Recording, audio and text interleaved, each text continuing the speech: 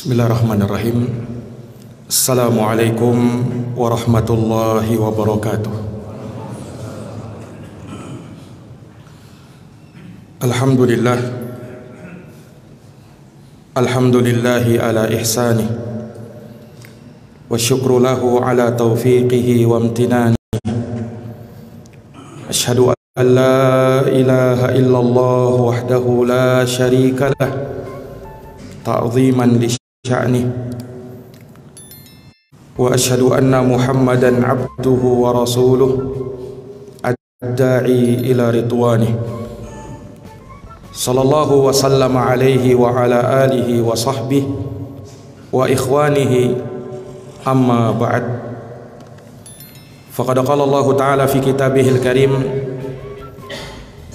wa idza sa'alaka ibadi anni fa inni qarib ujibu da'watad da'i ila da'an falyastajibu li wal yu'minu bi la'allahum yarshudun.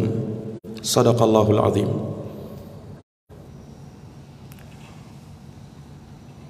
Ma'asyiral muslimin wal muslimat, ayyuhas shaimun was shaimat, hadirin wal hadirat, Bapak Ibu dan saudara-saudari jamaah Masjid Al-Ijtihad yang dirahmati dan dimuliakan oleh Allah. Alhamdulillah, alhamdulillahi bi ni'matihi tatimmus shalihat. Segala puji hanya bagi Allah yang dengan nikmat-nikmatnya tertunai segala amal-amal kebajikan. Salawat dan salam semoga tercurahkan selalu kepada junjungan kita, Nabi Agung, Nabi yang mulia, Rasulullah Muhammad sallallahu alaihi wasallam, kepada keluarga, para sahabat, dan mereka yang senantiasa meniti jalannya sampai hari kiamat. Ma'asyiral muslimin wal muslimat, ayyuhas shaimin was shaimat, Ramadan adalah syahrul ibadah, bulan penuh ibadah. Dan ibadah itulah yang menjadi tujuan kita diciptakan oleh Allah. Dalam ayat yang sudah sering mungkin kita dengar, wa ma khalaqtul jinna wal insa illa liya'budun, tidaklah kuciptakan jin dan manusia kecuali agar mereka beribadah kepadaku. Inilah maksud, inilah tujuan, inilah hikmah Allah subhanahu wa ta'ala mengadakan kita di muka bumi ini. Dan ketahuilah jamaah sekalian yang dirahmati oleh Allah, seagung-agungnya ibadah, semulia-mulianya ibadah di sisi Allah subhanahu wa ta'ala adalah ibadah berdoa kepada Allah. Kenapa dengan doa? Sebab Nabi sallallahu alaihi wasallam sendiri yang menyebutkannya. Dalam hadis yang diriwayatkan oleh Imam At-Tirmizi, Rasulullah bersabda, ad-du'a huwal ibadah. Doa adalah ibadah. Ini hadis menunjukkan keistimewaan doa itu. Dari sisi mana? Nabi bersabda, ad-du'a huwal ibadah.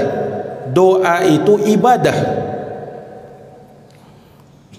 Padahal kita tahu bersama, yang namanya ibadah itu banyak, bukan cuman doa. Tapi dari semua ibadah, dari sekian ibadah, yang disebut oleh Nabi cuman doa. Ini menunjukkan keistimewaan doa itu. Ini sama seperti sabda Nabi ketika menyebut tentang haji. Kata Rasulullah, al-hajju arafah. Haji itu, kata Nabi, adalah wukuf di Arafah. Padahal kita tahu kan, Yang namanya haji, ritualnya bukan cuman wukuf di Arafah. Banyak ritual haji itu. Tawafnya ada, sa'i baina Safa wal Marwanya ada, melontar jamrohnya ada, mabit di Minanya ada, menyembelih kurbannya ada, dan masih banyak lagi ritual haji. Tapi dari sekian ritual haji, ternyata yang disebut Nabi apa? Wukuf di Arafah. Al-hajju Arafah, kata Nabi. Haji itu wukuf di Arafah. Kenapa dengan wukuf di Arafah? Karena ibadah haji yang paling penting adalah wukuf di Arafah. Tak sah haji seseorang kalau tak wukuf di Arafah. Sama ketika Nabi menyebutkan ad-du'a'u huwal ibadah, doa adalah ibadah, menunjukkan bahwa ibadah ini, doa ini bukan sembarang ibadah. Ibadah istimewa dia, ibadah yang mulia dia. Makanya ada satu riwayat yang menyebutkan, walaupun riwayat ini dibicarakan oleh para ulama tentang kesahihannya, yaitu dengan lafaz ad-du'a mukhul ibadah. Doa itu mukhnya ibadah. Mukh itu artinya otak, otaknya ibadah, yakni intisarinya ibadah. Walaupun riwayat ini ada pembicaraan di kalangan para ulama ahli hadis. Ini para hadirin yang dirahmati dan dimuliakan oleh Allah. Kenapa doa merupakan inti ibadah? Sebab semua ibadah yang kita kerjakan tidak lepas dari yang namanya doa. Semua ibadah yang kita kerjakan tidak akan lepas dari yang namanya doa. Kita mau sholat, ada doanya. Kita mau puasa, ada doanya. Kita mau bayar zakat, ada doanya. Kita mau haji, ada doanya. Mau silaturahim, ada doanya. Birrul walidain, ada doanya. Semua ibadah tidak lepas dari yang namanya doa. Minimal di dalam ibadah itu kita harapkan surga Allah Subhanahu wa taala yang bisa mendekatkan diri kita kepada Allah, dan itu adalah doa. Harapan itu doa. Minimalnya itu kan. Kita sholat, untuk apa kita sholat? Ada harapan kan? Ada keinginan kan? Harapan itu adalah doa. Keinginan itu adalah doa. Ini jamaah yang dirahmati dan dimuliakan oleh Allah. Terlebih kalau kita membacakan ayat-ayat yang di dalamnya terdapat perintah untuk berdoa, seperti firman Allah Subhanahu wa taala, wa qala rabbukum ud'uni astajib lakum, dan Rabb kalian telah berfirman, ud'uni, berdoalah kalian kepadaku.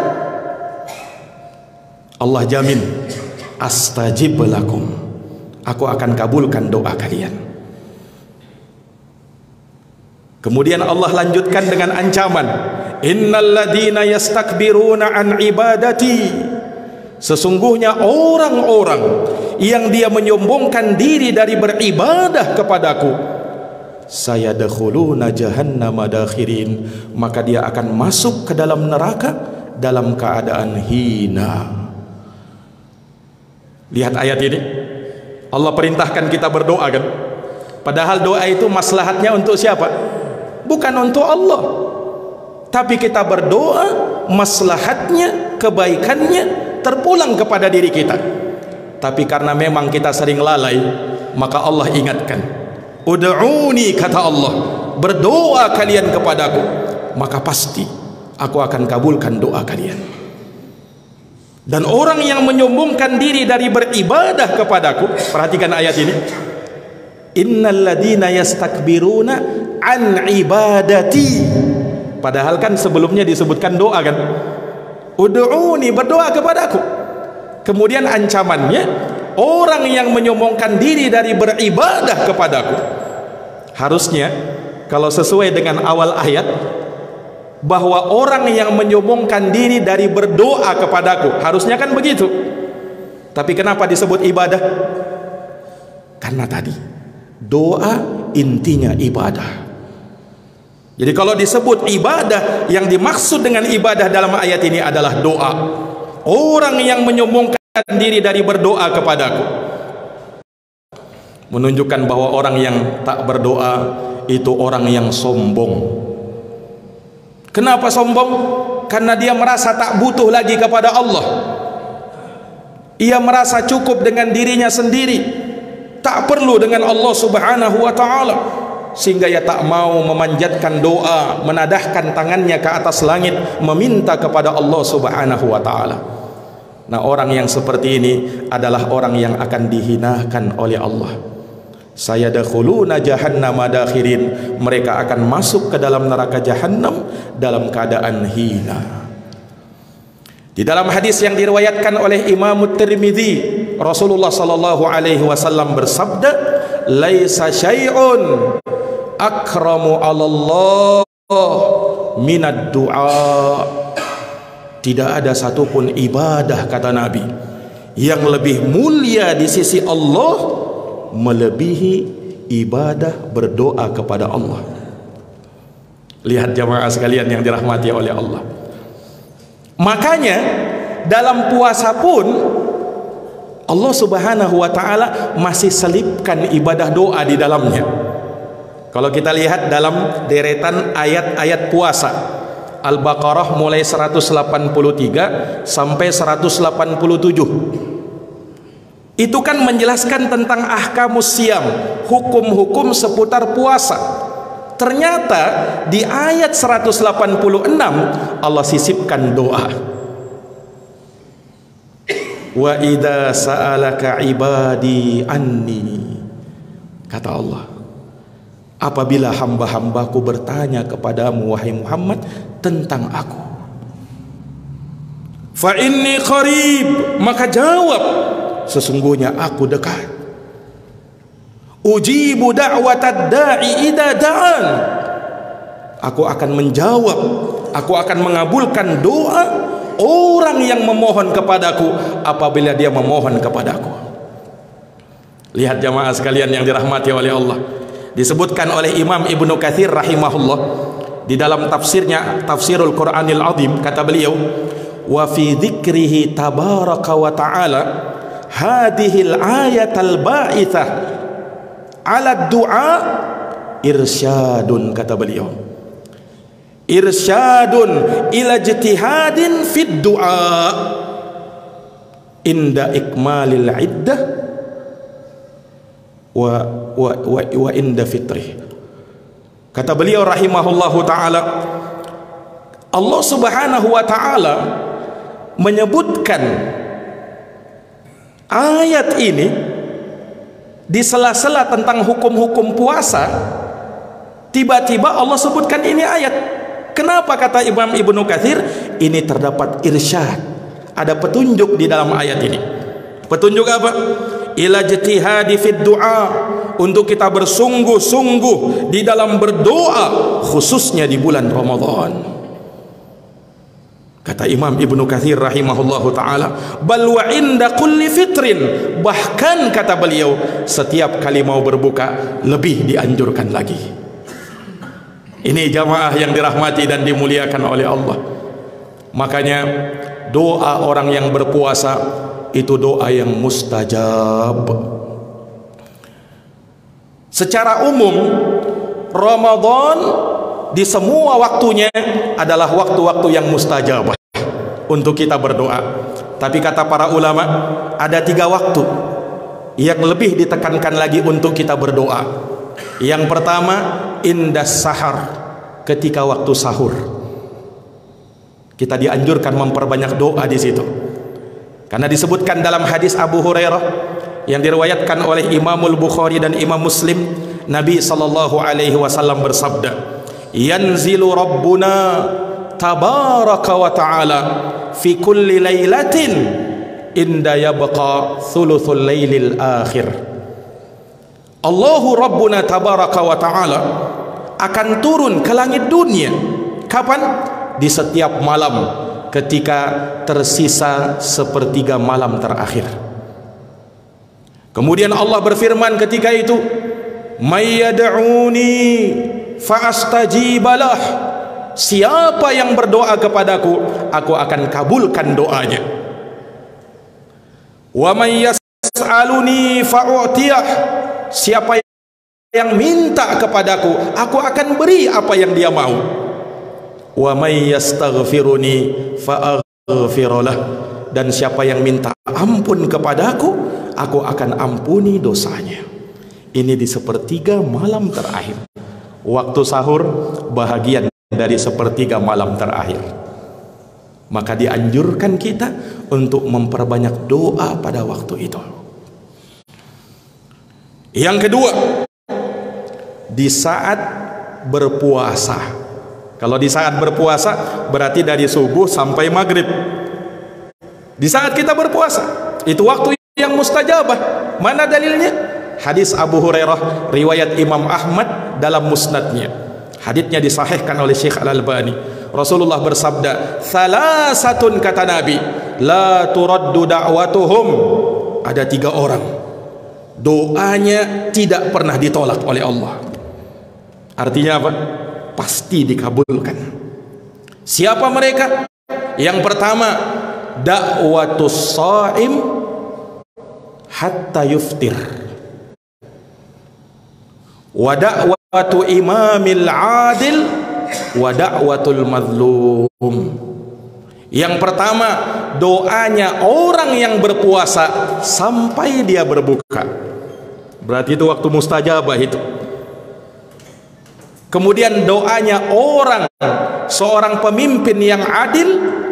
Dan yang ketiga, doanya orang yang terzolimi. Ini mustajab.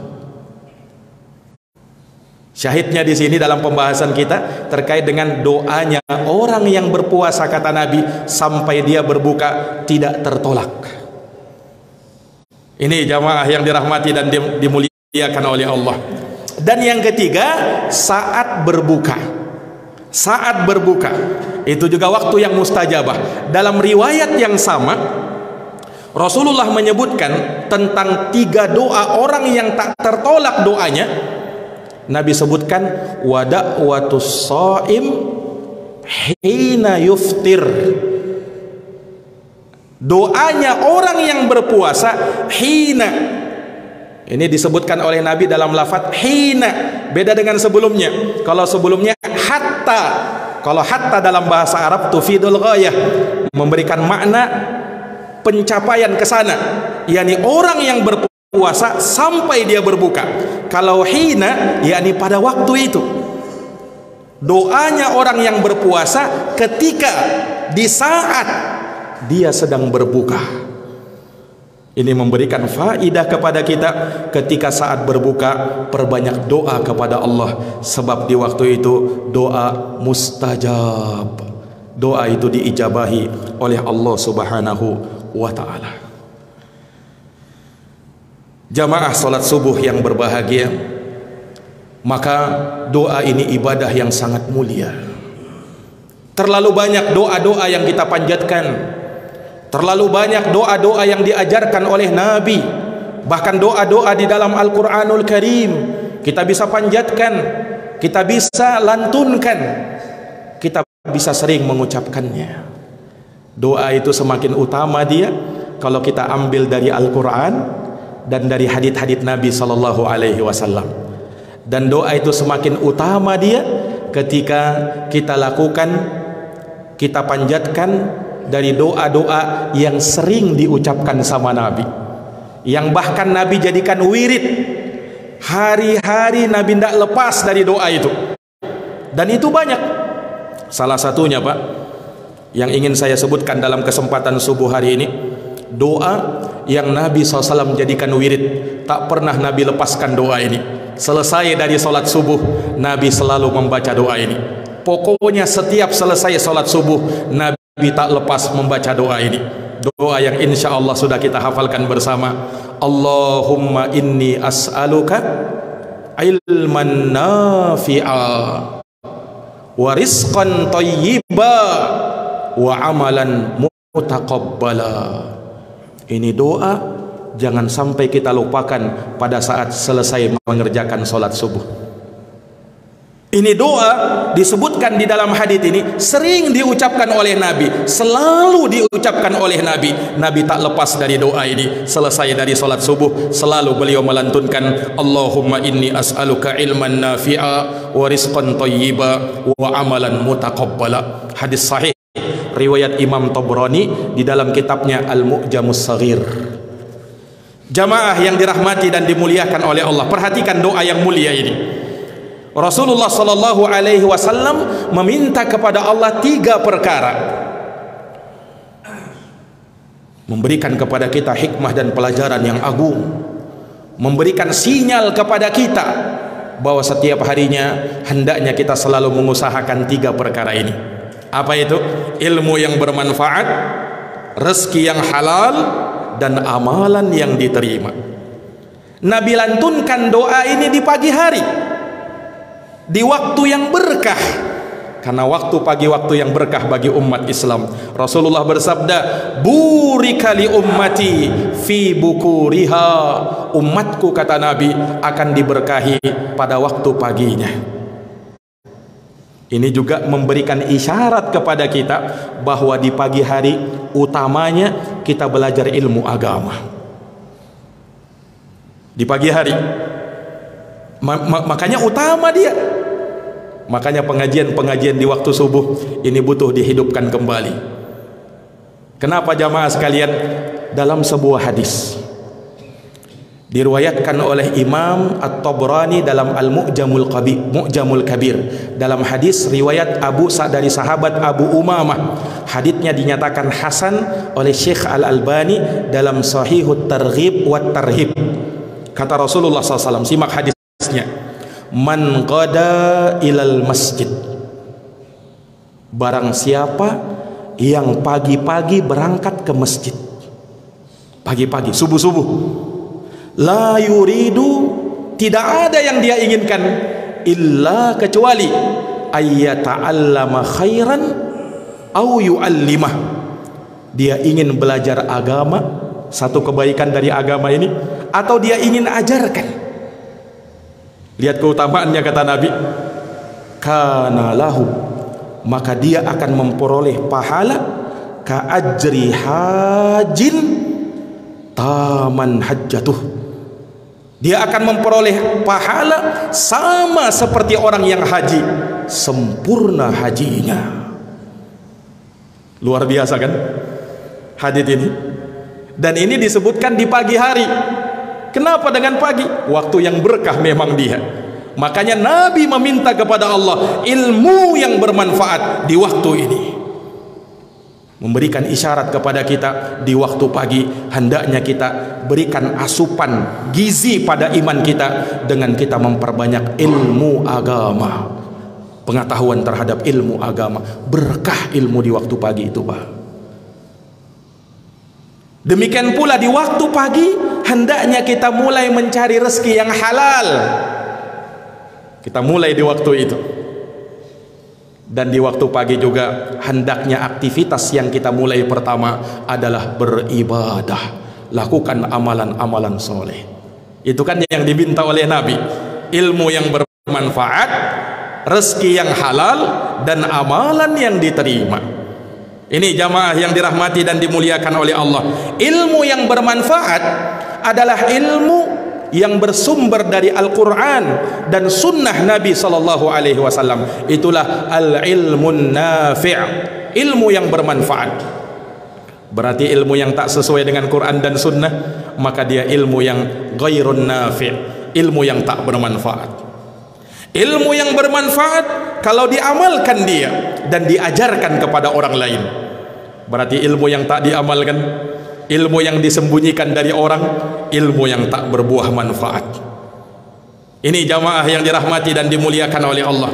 Nah, ilmu yang bermanfaat inilah yang akan menjadi amal jariyah yang terus mengalir pahalanya bahkan sampai kita di kuburan. Masyhur hadisnya tentang apa? Orang yang kalau meninggal terputus seluruh amalnya, kata Nabi, illa min thalath, kecuali 3 saja yang masih terus bersambung, masih terus mengalir, maka disebut dengan amalan jariyah, amal yang terus mengalir. Di antaranya apa? Au ilmin yuntafa'u bih, ilmu yang bermanfaat.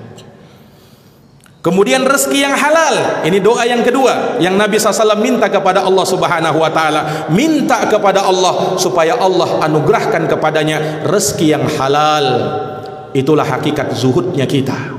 Orang yang zuhud adalah yang mencukupkan diri dengan yang halal-halal saja. Yang haram dia tidak mau, yang haram dia tinggalkan, walaupun syahwatnya sangat menginginkan, walaupun dia cinta untuk menginginkan itu, tetapi dia sadar rezeki yang bermanfaat, rezeki yang halal lah yang bisa memberikan manfaat bagi hidupnya. Sementara rezeki yang tak halal itu tidak akan bisa memberikan manfaat, karena rezeki yang tak halal akan menumbuhkan daging-daging yang tak halal, akan menurunkan generasi-generasi yang membangkang. Itu rezeki yang tak halal, membuat doa kita tak lagi didengar sama Allah Subhanahu wa ta'ala. Makanya orang yang diceritakan oleh Nabi itu, dia mengadakan perjalanan jauh, berambut kusut, masai lagi berdebu, menadahkan tangannya ke atas langit seraya berdoa, tetapi doanya tak didengar oleh Allah. Kenapa? Kata Rasulullah, wa mat'amuhu haram, makanannya makanan haram, wa mashrabuhu haram, minumannya minuman haram, wa malbasuhu haram, pakaiannya pakaian yang haram, wa gudiya bil haram, ia kenyang dengan yang haram, fa anna yustajabulah, bagaimana bisa doanya dikabulkan oleh Allah Subhanahu wa ta'ala. Ini jamaah yang dirahmati oleh Allah. Dan yang terakhir, Rasulullah SAW juga meminta kepada Allah Subhanahu wa ta'ala, setelah meminta ilmu, rezeki yang halal, kata Nabi, wa amalan mutaqabbala, amalan yang diterima. Kita tidak tahu, Pak, amal kita diterima oleh Allah atau tidak. Kita hanya bisa berharap semoga amal kita diterima oleh Allah, semoga solat kita diterima oleh Allah, semoga puasa kita diterima oleh Allah, semoga doa dan semua amal kita diterima oleh Allah. Harapan ada, tapi jangan terlalu kepedean. Sahabat Ibnu Umar saja pernah mengatakan, andaikan, kata beliau, saya tahu ada amal saya, ada solat saya yang diterima oleh Allah satu saja, kata beliau, niscaya lebih aku cintai daripada dunia dan seisinya. Sebab apa? Innama yataqabbalullahu minal muttaqin, sesungguhnya Allah hanyalah menerima dari mereka yang bertakwa. Amalan nanti diterima oleh Allah, 2 syaratnya kata para ulama. Yang pertama, ikhlas. Kau jalankan ibadah itu dengan hati yang tulus, bukan karena ingin ria, bukan karena ingin dilihat, bukan karena ingin dipuji, tidak untuk pamer, tidak ingin dibilang dan ini dan itu, tidak, tapi lillahi ta'ala, karena Allah Ta'ala. Dan yang kedua, amalmu, ibadahmu harus kau cocokkan sesuai dengan petunjuk, hidayah, tuntunan Rasulullah sallallahu alaihi wasallam. Sebab ibadah yang tidak sesuai dengan petunjuk Nabi, maka Nabi SAW pernah bersabda dalam hadis riwayat Muslim, man amila amalan laisa alaihi amruna fahuwa raddun. Siapa yang beramal amalan apa saja tapi tak sesuai dengan perintahku, kata Nabi, amalan tersebut tertolak, sia-sia dan tak dapat pahala. Ini yang tak ingin kita, ini yang kita tidak inginkan. Dan semoga Allah Subhanahu wa ta'ala menjadikan permohonan doa-doa kita didengarkan oleh Allah Subhanahu wa ta'ala, khususnya di bulan yang mulia ini, bulan Ramadan. Dan semoga Allah Subhanahu wa ta'ala senantiasa memberikan keberkahan kepada kita, memberikan keistiqomahan kepada kita sampai akhir hayat kita.